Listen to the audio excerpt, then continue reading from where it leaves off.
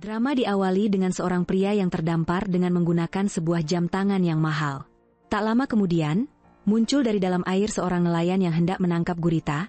Dia melihat sosok pria yang entah dari mana asalnya, dan mendekatinya. Namun nelayan tersebut tidak menyelamatkannya, malah mengambil jam tangan milik pria yang terdampar itu. Cerita beralih ke dalam persidangan, di mana seorang pria mengenakan jam tangan yang sama sedang duduk di kursi persidangan, yaitu Seo Dong-ju yang merupakan sekretaris perusahaan dari grup Daesan Energy, yang tengah memperhatikan seorang pria yang bernama Nam Sam Cheol.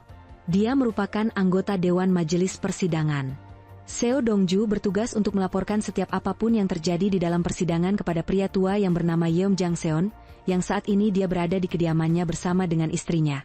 Dia memberitahukan Dong-ju untuk cepat mengakhiri sidang sebelum membahas terlalu jauh. Namun sehari sebelum persidangan, Dong-ju sudah diperintahkan ketua Cha Kang-cheon yang merupakan pemilik dari perusahaan grup Daesan Energy itu untuk pergi ke rumah anggota dewan, guna membujuk agar persidangan dapat ditunda. Lalu Dong-ju memperlihatkan ke meja yang mana di bawahnya terdapat sejumlah uang dalam bentuk dolar agar diterima oleh anggota dewan. Akan tetapi anggota dewan curiga dengan aksi Dong-ju, dia takut Dong-ju merekam aktivitas mereka. Lantas anggota dewan memerintahkan anak buahnya untuk menggeledah Dong-ju. Dan benar saja, bawahannya mendapatkan sebuah kamera tersembunyi di balik dasi Dong-ju. Alhasil rencana Dong-ju pun diketahui anggota dewan yang akan dijebak.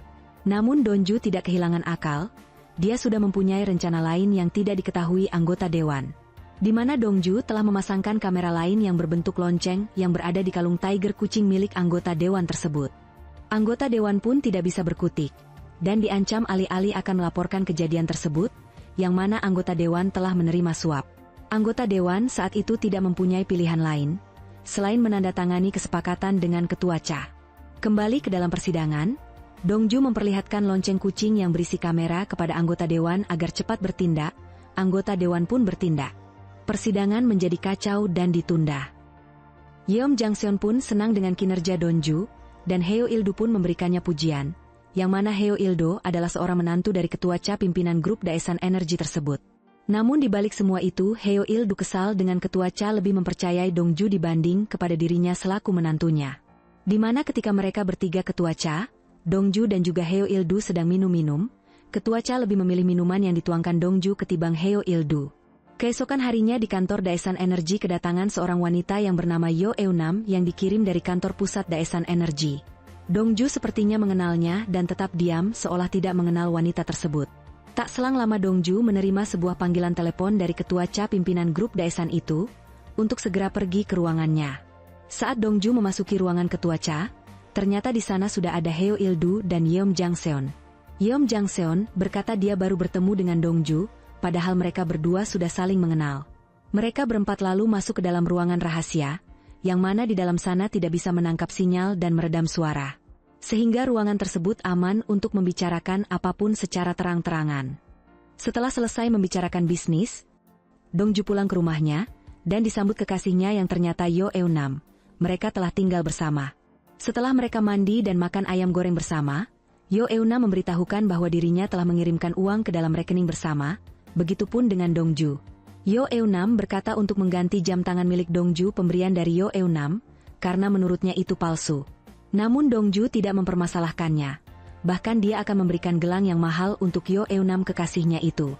Lalu pada saat itu Dong-ju menerima sebuah panggilan masuk, di mana dia diminta untuk membantu mempersiapkan pernikahan cucu dari ketua Cha, yang sudah kembali dari Amerika. Dong-ju pun menyetujuinya. Sebelumnya Dong-ju berniat untuk menikahi cucu dari ketua Cha, untuk mempertahankan posisinya di grup Daesan Energy. Namun sebelum Dong-ju menemui cucu dari ketua Cha yang bernama Jennifer, Dong-ju bertemu Yo Eun-nam yang sedang memainkan sebuah violin di sebuah kafe. Dari situ Dong-ju telah terpikat hatinya untuk Yo Eun-nam. Dong-ju jatuh cinta kepada Yo Eun-nam, yang tentunya dia tidak mau menyia-nyiakan kekasihnya itu.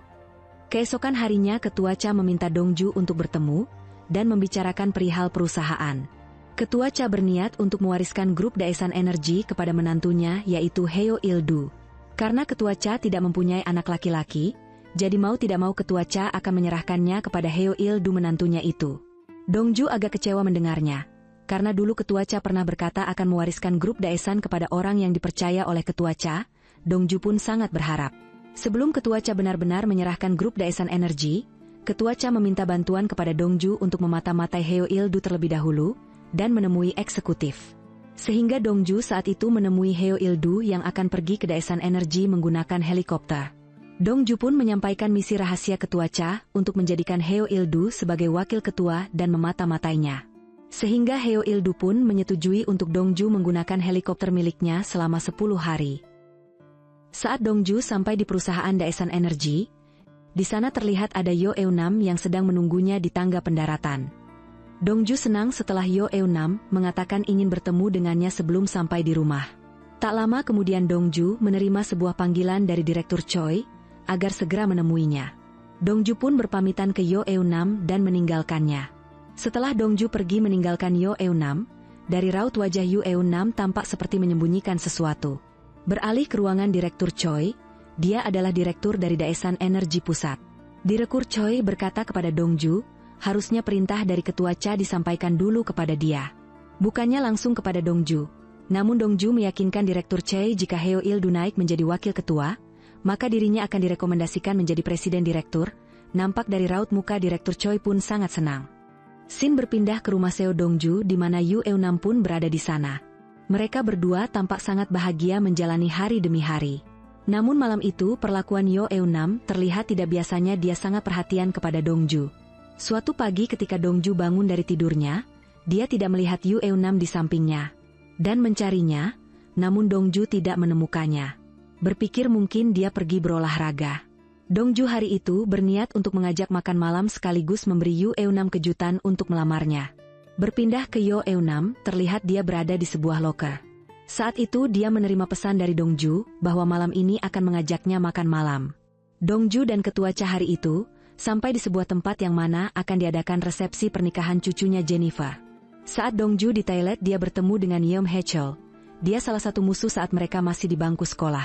Dia sekarang menjadi seorang jaksa dan merupakan keponakan dari Yeom Jang-seon. Saat upacara pernikahan akan dimulai, Dongju melihat Yeom Hae-chul musuhnya itu menjadi mempelai lelaki. Namun yang membuat Dongju terkejut mempelai dari wanita adalah orang yang dia cintai yaitu Yo Eunam, datang bersama Heo Il-du yang merupakan ayah tiri Yo Eunam. Melihat kejadian itu Dongju diamankan oleh beberapa orang di sana dan dibawa agar acara tetap berlangsung. Dongju saat itu patah hati di mana kekasihnya yang sangat dia cintai dinikahi oleh musuhnya sendiri. Bagaimana kisah selanjutnya? Apakah pernikahan itu akan berlanjut? Kita nantikan di part selanjutnya. Terima kasih sudah menonton.